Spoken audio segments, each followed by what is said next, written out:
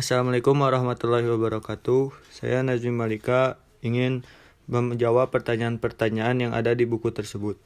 Nomor 1. Bagaimana Anda dapat mengenali suatu larutan bersifat asam atau basa? Jawabannya, umumnya kita dapat mengenali suatu larutan bersifat asam atau basa dengan menggunakan uji kertas lakmus. Larutan asam akan mengubah lakmus biru menjadi merah dan lakmus merah tetap berwarna merah. Sedangkan larutan basa akan mengubah lakmus merah menjadi biru dan lakmus biru tetap berwarna biru. Larutan asam dan basa mempunyai sifat-sifat yang perlu diketahui sebagai cara untuk mengenalinya. Sifat-sifat larutan asam. 1. Terasa masam atau asam. 2. Nilai pH kurang dari 7. Terbentuk dari oksida bukan logam atau oksida asam yang menghasilkan ion H+. 4. Bersifat korosif, dapat merusak logam dan marmer. 5. Bereaksi dengan logam menghasilkan gas H2. Sifat-sifat basa. Terasa pahit 1. 2. Nilai pH lebih dari 7. 3. Bersifat kaustik yang dapat merusak kulit.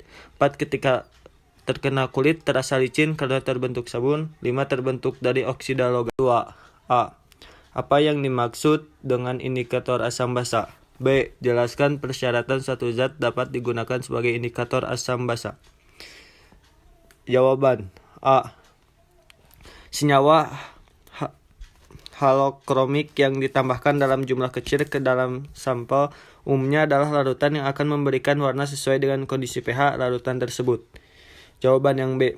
Stabil. Takutnya kalau tidak stabil dikhawatirkan mengubah nilai pH.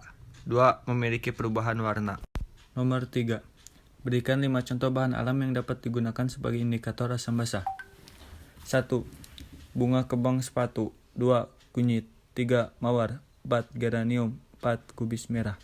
4. Jelaskan yang dimaksud asam dan basa menurut Arrhenius serta berikan contohnya.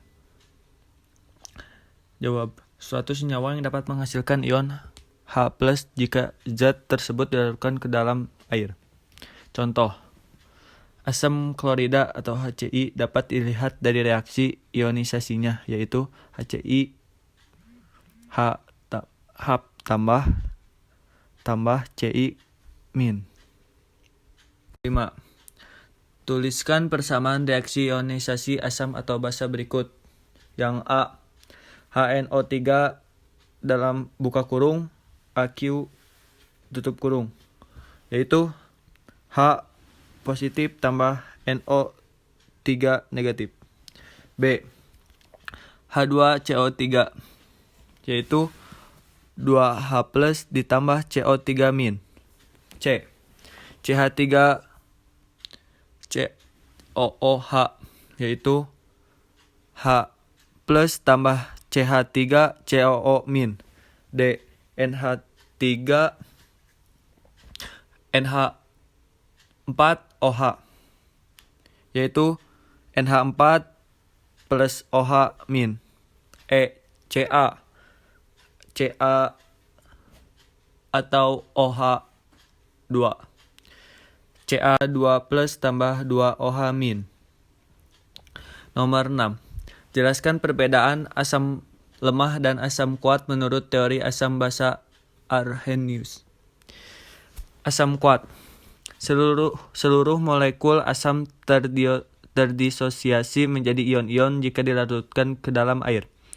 Asam lemahnya hanya sebagian atau tidak sama sekali molekul asam yang dapat terdisosiasi menjadi ion-ion. Nomor 7.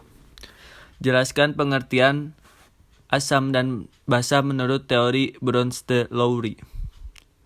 Asam adalah spesies yang dapat mendonorkan proton atau H+, sedangkan basa adalah spesies yang dapat menerima proton H+. Nomor 8. Tunjukkan spesies yang bertindak sebagai asam dan basa serta pasangan asam basa konjugasinya dalam persamaan reaksi berikut. Yang A. H2O tambah NH3, yaitu NH4 tambah OH, NH4 plus tambah OH-. Sama dengan H2O dengan OH- serta NH4 plus dengan NH3. Yang B-nya H2 PO4- plus tambah H2O, yaitu H3PO4 tambah OH-, yaitu sama dengan H3PO4 dengan H2PO4- serta H2O dengan OH-. HPO4 2- tambah H2O sama dengan PO4 3- tambah H3O+, sama dengan HPO4- 2 dengan PO4- serta H3O tambah dengan H2O.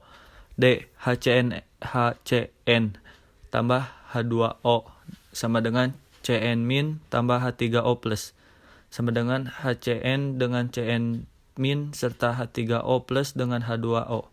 E. NH3 tambah NH3 sama dengan NH4+ tambah NH2-. NH4+ dengan NH3 serta NH3 dengan NH2-. Nomor 9. Jelaskan pengertian asam basa menurut teori G.N. Lewis dan berikan contohnya. Asam Lewis, zat yang dapat menerima pasangan elektron bebas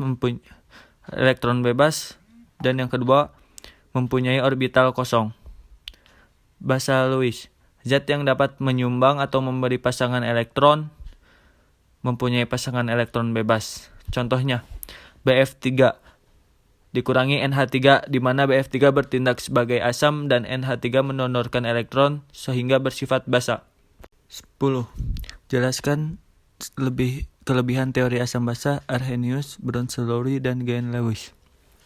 Dari Lewis, mampu menjelaskan suatu zat yang memiliki sifat asam dan basa dengan pelarut ion dan bahkan tidak memiliki pelarut. Dari Bronsted, lebih luas karena mencakup reaksi dalam berbagai jenis pelarut yang tidak hanya air. Arrhenius mampu menjelaskan proses netralisasi lebih baik dibanding teori-teori sebelumnya. Nomor 11. Jelaskan sifat asam dan basa dan tentukan pula pasangan asam basa konjugasi dari larutan berikut. A. HCO A CH3COOH B NaOH. Yang A dulu. CH3COOH bersifat asam dengan asam konjugasi berupa H3O+, basa konjugasi berupa CH3COO-. BNaOH bersifat basa dengan asam konjugasi dan basa konjugasi sama-sama berupa H2O. Nomor 12. Jelaskan bagaimana larutan H2PO4- dalam air dapat bersifat asam dan dapat pula bersifat basa. Konsep Bronsted-Lowry. Nah, H2PO4 adalah amfiprotik karena dapat menerima atau melepas proton. Nah, jika dia asam melepas proton dan diberikan ke H2PO4- tambah H2O, HPO4- 2 tambah H3O tambah. Nah, jika dia basa menerima proton dari H2O, H2PO4- 2 tambah H2O, H3PO4 tambah OH-. 13. Perhatikan reaksi yang terjadi pada ion bikarbonat berikut. HCO3- tambah H2O yaitu CO3 2- H3O+. HCO3- itu asam, H2O-nya basa, CO3 2-nya basa, H3O-nya asam. Pasangan asam basa berikut. HCO3- dengan CO3 2-, H3O+ tambah plus dengan H2O. Yang B. HCO3- tambah H2O, H2CO3 tambah OH-. HCO3-nya basa, H2O-nya asam, H2CO3-nya asam, dan OH-nya basa. Pasangan asam basa konjugasinya H2CO3 dengan HCO3-, H2O dengan OH-. Nomor 14. Konsep asam basa menurut Lewis dapat digunakan untuk menjelaskan reaksi asam basa yang terjadi pada CO2 tambah H2O yaitu H2CO3. O sama dengan C sama dengan O tambah OH yaitu O2C OH2. OCO asam, OH2-nya basa. Nomor 15. Jelaskan kelemahan dari konsep asam basa Bronsted-Lowry. Jawabannya tidak dapat menjelaskan sifat asam basa yang tidak melibatkan transfer proton. Sekian dari saya, maaf bila ada kesalahan. Assalamualaikum warahmatullahi wabarakatuh.